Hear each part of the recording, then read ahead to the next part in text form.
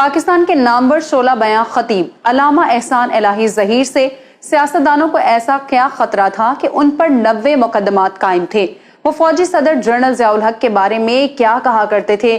क्या आप जानते हैं कि अताउल्लाह शाह बुखारी सानी कहलाए जाने वाले अल्लामा एहसान वो पहले पाकिस्तानी आलिम दीन थे जिसे बम धमाके से उड़ा दिया गया। तो दोस्तों, आज की वीडियो में हम अहले हदीस के नामवर आलिम दीन और सियासी और समाजी शख्सियत अल्लामा एहसान इलाही ज़हीर के मुकम्मल हालात जिंदगी आप तक शेयर करने वाले हैं। आप देख रहे हैं इलेक्शन बॉक्स में हूं सादिया जफर। आप मुझे इंस्टाग्राम पर फॉलो कर सकते हैं जिसका लिंक डिस्क्रिप्शन में दिया गया है। 31 मई 1945 के रोज सियालकोट के रहायशी हाजी ज़हूर इलाही के घर में बेटे ने आंख खोली जिसका नाम एहसान इलाही रखा गया। चूंकि उनका खानदान दीनदार था, यही वजह थी कि नन्हे एहसान को हिफ्ज़ कुरान के लिए मदरसे में दाखिल करवाया गया। उन्होंने सिर्फ 9 बरस की उम्र में कुरान करीम हिफ्ज़ करने की सादत हासिल कर ली। तब 9 साला हाफिज एहसान इलाही ज़हीर को ये एजाज भी हासिल हुआ कि उन्होंने रमजानुल मुबारक में नमाज तरावी में कुरान मजीद सुनाया। एहसान इलाही ज़हीर को बचपन ही से खताबत का शौक था और होता भी क्यों ना, उनके घर में मौलाना अताउल्लाह शाह बुखारी की खताबत का चर्चा था और उस जमाने में सियालकोट अहरार का गढ़ था। एहसान इलाही ज़हीर ने दीनी तालीम का सिलसिला जारी रखा और वो गुजरांवाला और फैसलाबाद के मदारिस में ज़ेर तालीम रहे। मदारिस अरबिया के साथ साथ उन्होंने पंजाब यूनिवर्सिटी से फारसी, उर्दू और अरबी में मास्टर्स किया। बादशाह वो सऊदी अरब चले गए और यहाँ मदीना यूनिवर्सिटी में पढ़ने लगे। पाकिस्तान वापसी पर उन्होंने खताबत और अमामत के साथ साथ सियासत में भी हिस्सा लेना शुरू किया। उन्होंने अपनी सियासी जिंदगी की शुरुआत 1968 में जनरल अयूब खान के खिलाफ तहरीक चलाने से की। अयूब खान के बाद यहिया के दौर में भी उन्होंने अपनी तहरीर और तकरीर के जरिए इक्तदार के मसनद नशीनों को टारगेट पर रखा। सकूत ढाका के बाद जब भुट्टो साहब पावर में आए और उन्होंने बांग्लादेश को तस्लीम करने का ऐलान किया तो अल्लामा एहसान इलाही ज़हीर ने बड़ी शिद्दत के साथ बांग्लादेश नामंजूर तहरीक में हिस्सा लिया। उस मौके पर अल्लामा एहसान इलाही ज़हीर ने अपने 4 माह के बेटे इब्तिसाम इलाही ज़हीर को देखते हुए कहा था कि अगर मेरा ये बेटा कट जाता है, मर जाता है, तो शायद मुझे इतना अफसोस ना होता जितना अफसोस पाकिस्तान के टूट जाने का हुआ है। जल्द ही उन्होंने एक ऐसे सियासतदान की पार्टी को ज्वाइन किया जो अपने जलसों में ऐलान किया करता कि मैं भुट्टो को कोहाला के पुल पर फांसी दूंगा। अल्लामा एहसान 1972 में air marshal retired Asghar Khan की तहरीक इस्तकलाल में शामिल हुए तो हुकूमत ने उन पर कत्ल के झूठे मुकदमात बना दिए। जल्द ही उन्हें तहरीक इस्तकलाल का मरकजी सेक्रेटरी इत्तलात बना दिया गया। याद रहे कि उन दिनों मियां नवाज शरीफ भी तहरीक इस्तकलाल के मुतहरिक कारकुन हुआ करते थे। भुट्टो दौरे हुकूमत में अल्लामा एहसान इलाही ज़हीर मुसलसल कैदोबंद की सऊबतें बर्दाश्त करते रहे, लेकिन फिर अपनों की बेवफाई की वजह से वो 1978 में तहरीक इस्तकलाल से अलहदा हो गए। यहाँ मैं आपको बताती चलूं कि मिस्टर भुट्टो के दौरे हुकूमत में उन पर 95 सियासी मुकदमात कायम किए गए थे। जुल्फ़िकार अली भुट्टो के दौरे हुकूमत में उन्होंने खत्मे नबूवत की तहरीक में बड़े जोशो खरोश से हिस्सा लिया। अल्लामा एहसान इलाही ज़हीर बला के खतीब थे। उनका अंदाज़े खताबत ऐसा था कि सुनने वाला दंग रह जाता। अपनी गरिसदार आवाज से इक्तदार के ऐवानों में लर्जा तारी कर देने वाले अल्लामा एहसान इलाही ज़हीर का शुमार आलमी स्कॉलर्स में होता था। इराकी सदर सदाम हुसैन हो, यासिर अरफात, कज़ाफी या फिर आले सऊद, हर एक से उनकी दोस्ती थी। जनरल ज़िया के मार्शल लॉ के बाद उन्होंने फौजी सदर की पॉलिसियों से खुलकर इख्तलाफ किया। तब वो MRD के स्टेज पर नजर आते और जनरल ज़िया पर खूब बरसा करते।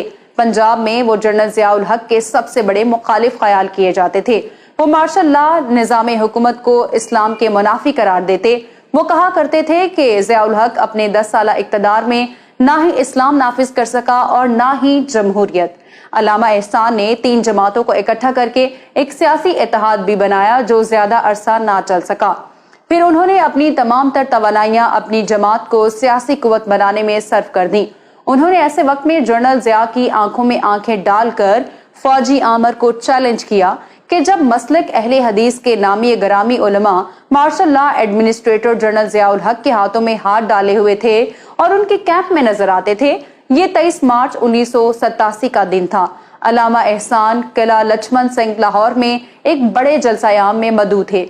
11:35 पर अल्लामा की तकरीर जारी थी। उन्होंने अल्लामा इकबाल का ये शेर पढ़ना शुरू किया, काफिर है तो शमशेर पे करता है भरोसा, مومن ہے تو بے تیق بھی۔ ابھی اتنے الفاظ ہی ادا کیے تھے کہ اسٹیج پر ان کی بائیں جانب اچانک زوردار بم دھماکہ ہوا۔ علامہ حبیب الرحمان یزدانی سمیت کئی لوگ جاں بحق ہوئے، جبکہ احسان الہی ظہیر ایک ہفتے تک زندگی موت کی کشمکش میں مبتلا رہے۔ سعودی کنگ شاہ فہد بن عبدالعزیز کی خواہش پر انہیں فوری طور پر ملٹری اسپتال ریاض منتقل کر دیا گیا، لیکن شاید بہت دیر ہو چکی تھی اور یہاں وہ 30 مارچ کو خالق حقیقی سے جا ملے۔ شیخ عبدالعزیز باز نے ریاض میں ان کی نماز جنازہ پڑھائی۔ بعد ازاں مسجد نبوی صلی اللہ علیہ وآلہ وسلم میں بھی نماز جنازہ ادا کی گئی۔ سعودی حکومت نے پورے سرکاری اعزاز کے ساتھ انہیں مدینہ شریف میں جنت البقیع میں امام مالک رحمت اللہ علیہ کے پہلو میں سپرد خاک کر دیا۔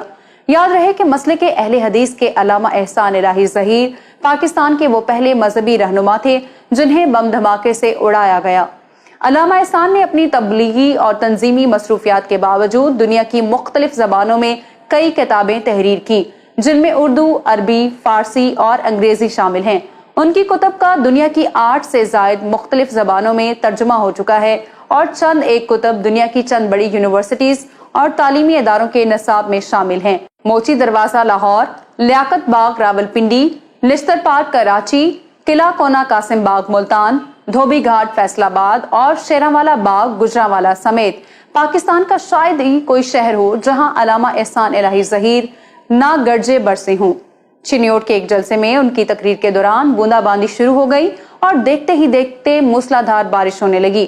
جب علامہ نے دیکھا کہ لوگ بارش کی وجہ سے اضطراب کا شکار ہیں تو انہوں نے اپنے سر سے جناح کیپ اتار دی، آستین چڑھا لی اور اپنی گرجدار آواز میں بولے، تم بارش سے بھاگتے ہو؟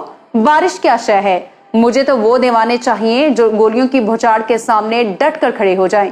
عوام کا یہ سننا تھا کہ جو کوئی جہاں کھڑا تھا وہیں بیٹھ گیا۔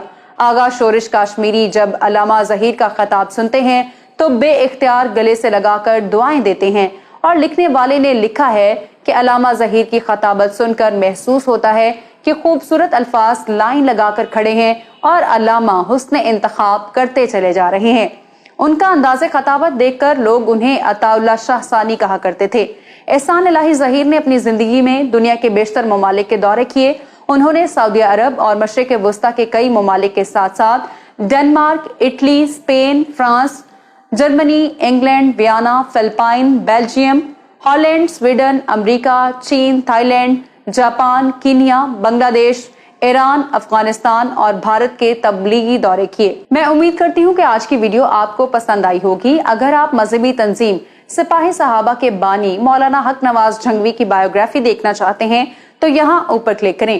مولانا اعظم طارق کی پولیٹیکل ہسٹری کے لیے یہاں نیچے، اور سیٹھ عابد کی سٹوری آپ کو یہاں ملے گی۔ ویڈیو کو لائک کریں، شیئر کریں، الیکشن باکس کو سبسکرائب کریں اور ہماری ویڈیوز کو دیکھتے رہیں۔ اللہ حافظ و ناصر۔